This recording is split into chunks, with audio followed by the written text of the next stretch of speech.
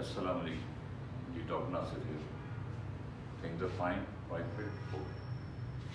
अब in this video of ours, we will talk about prepositions. इसका हम थोड़ा सा खाका बनाएंगे कि पहली बात तो ये कि we should be clear कि preposition का मतलब क्या है. आमतौर पर देखा गया कि लोग prepositions और conjunctions को mix कर देते हैं. कहते हैं जैसे एक ही चीज़ है, हालांकि इनमें बड़ा clear cut फर्क है. ठीक. कंजंक्शन तो एक ऐसी चीज़ है जो चीज़ों को मिलाने के काम आए. दो चीज़ों को आपने मिलाया है, नासिकें एंड गाइडेडस. इसमें एंड की कंजंक्शन मिला रहे हैं. जबकि प्रेपोजिशन वो चीज़ होती है, वो अल्फाज जो कि चीज़ों में उनको मिलाते नहीं है, rather this set a sort of relation, वो एक ताल्लुक बनाते हैं चीज़ों में. फर्ज के मैं कहता हूँ your book is still lying on the table. तो योर बुक और टेबल का ताल्लुक किससे बन रहा है? ऑन से. हम कहते हैं कि ऑन प्रेपोजिशन. फर्स्ट के मैं कहता हूँ I think he must be in the room. ठीक है. ही और रूम का ताल्लुक किससे बन रहा है? इन से बन रहा है. बात समझ आ रही? ही जम्प इनटू द वाटर. उसका और वाटर का ताल्लुक किससे बन रहा है? इनटू से. बात समझ आ रही? तो ये जो है, अब इसमें एक बात बड़ी हकीकत असल में ये है कि there is no absolute truth.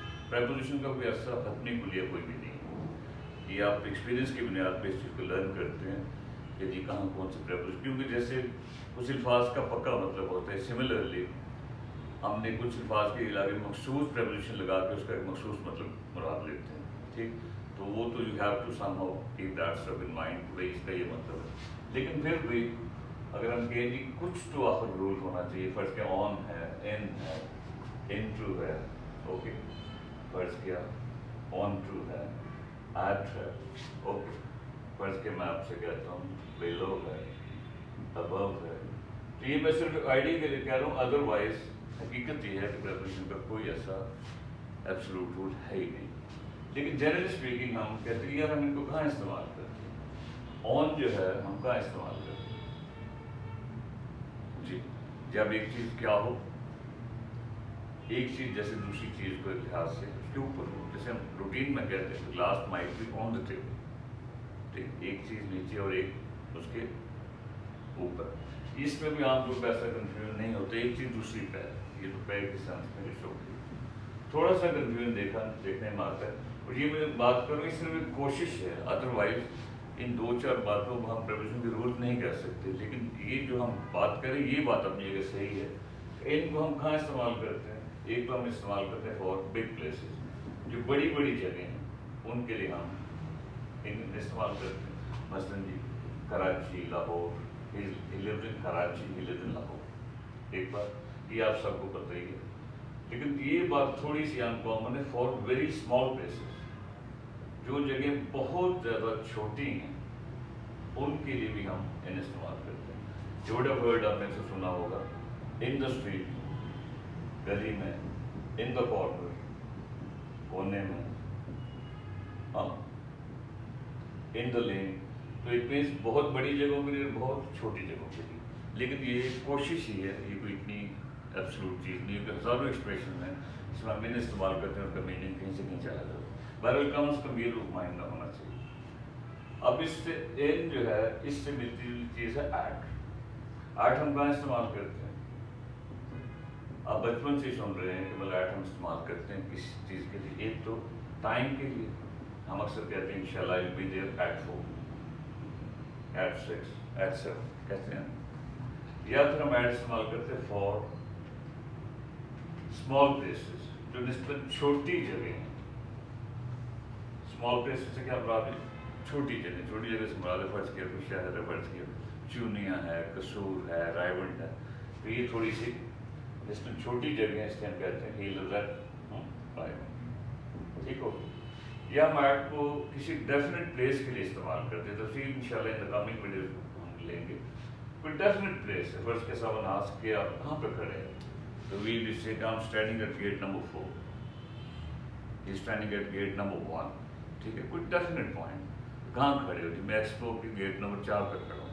तो एट से हमारा कोई भी इस तरह डेफिनेट पॉइंट एट गेट 4. ये मतलब ये चीज़ें तो अपनी जगह सही है. लेकिन फिर भी یہ کہنا غلط ہے کہ جی آج یہیں استعمال ہوتے تھے، ہنڈریڈ آف پاسبلٹیز. اوکے، آپ اس کو فرض کے اب لیں کدھر ہے آن ٹو، پہلے اس کو لے لیں انٹو. انٹو ہم کہاں استعمال کرتے ہیں؟ اس کے لیے بھی کوئی ایسا پکا کلیا کوئی نہیں ہے. ایک حد تک ہم کوشش کر سکتے ہیں just for sake of clarification. ہم کہتے ہیں یار پھر بھی کچھ تو اس کا رول ہونا چاہیے، تو ہم کہتے ہیں ہم انٹو استعمال کرتے ہیں کہاں؟ ٹو شو موومنٹ، جہاں حرکت ہو. ایک بات، ایک حرکت کے لیے اور ایک ٹرانسفارمیشن کے لیے، ایک چیز دوسری چیز میں تبدیل ہو رہی ہے، تبدیلی کے لیے. مطلب کیا ہوا؟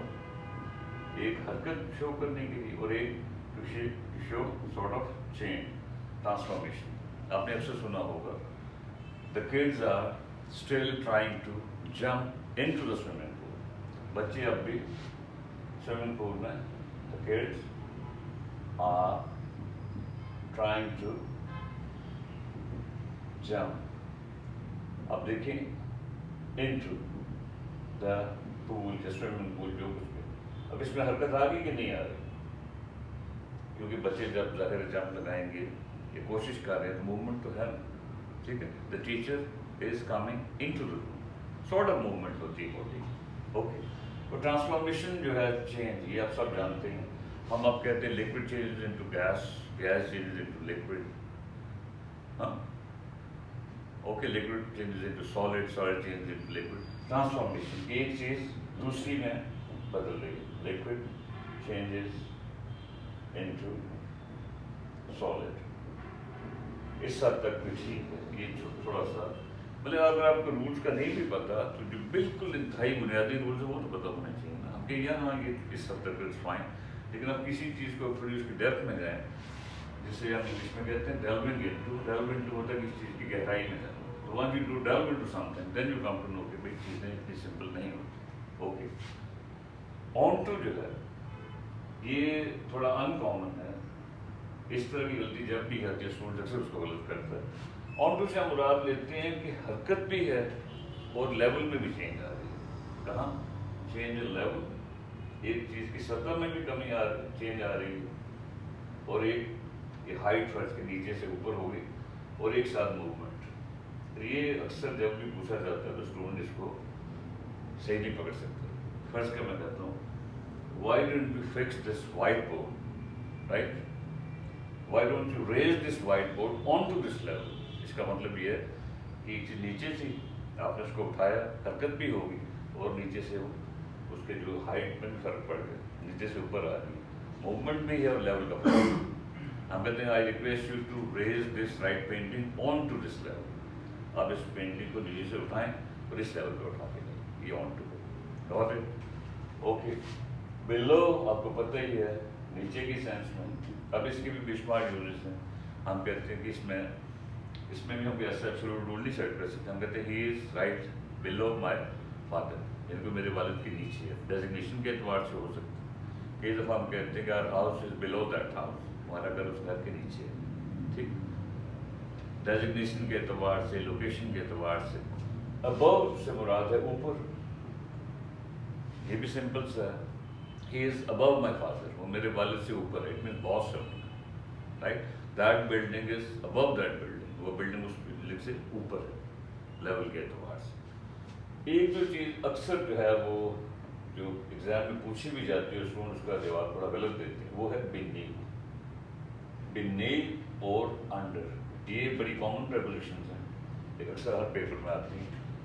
Under کا مطلب یہ نیچے، beneath کا مطلب یہ نیچے. لیکن under means کہ when there is sort of gap between things، جب چیزوں میں گیپ ہو، ہم کہتے ہیں یار I had placed that thing under that table.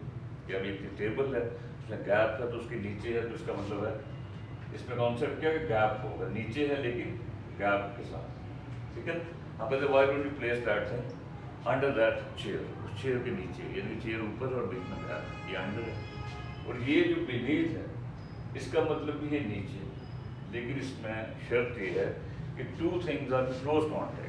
چیزیں اپنے کانٹیکٹ میں. فرض کے میں نے یہ ہاتھ رکھے ہوئے ہیں تو اس وقت جو ہے یہ میرا بایاں ہاتھ دائیں ہاتھ کے beneath. سپوز آپ نے روٹین میں دیکھا ہوگا، آپ کبھی پڑھ رہے ہوتے ہیں تو آپ کہتے ہیں نہیں مطلب یہ کہ after reading this book do place this book beneath the pillow. اس کو پلو کے نیچے رکھتے ہیں، اس کا مطلب پلو اوپر نیچے بک. تو ایک ہلکا سا ایک جسے ہم انگلش میں کہتے ہیں اسکم تھرو، ہلکا سا خاکہ یا فلیک تھرو کہتے ہیں. یہ ہلکا سا خاکہ تھا. انشاءاللہ میں in the form of exercise ان کی تفصیل میں جانے کی کوشش کریں گے. Thank you very much children. اللہ حافظ.